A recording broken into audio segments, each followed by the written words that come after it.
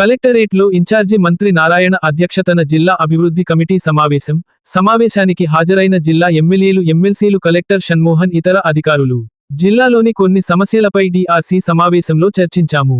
గత ప్రభుత్వం పేదల ఇళ్ల విషయంలో అనేక అక్రమాలకు పాల్పడింది. గత ప్రభుత్వం దొంగ పట్టాలు ఇచ్చిందని ప్రజాప్రతినిధులు నా దృష్టికి తీసుకొచ్చారు. ప్రతి ఒక్కరికి ఇల్లు ఇవ్వాలనేది సీఎం చంద్రబాబు లక్ష్యం.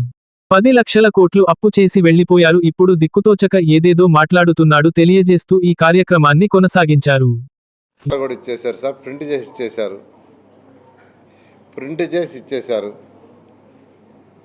వాటిలన్నింటినీ స్క్రూటినై చేసి ప్రాపర్గా చేయకుంటే ప్రజలు ఇబ్బంది పడతారంటే కలెక్టర్ గారికి చెప్పడం జరిగింది.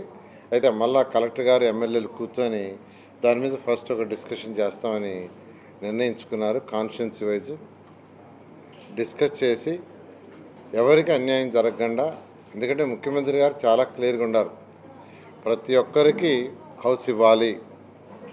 అందుకని రూరల్లో అయితే 3 సెంట్లు, అర్బన్లో అయితే 2 సెంట్లు, వీలైనంత వరకు టిట్కో హౌస్ లాంటివి కట్టడం అనేది. ఎందుకంటే టిట్కో హౌస్ని 2014-19లో ప్రతిష్టాత్మకంగా తీసుకొని చేసాం.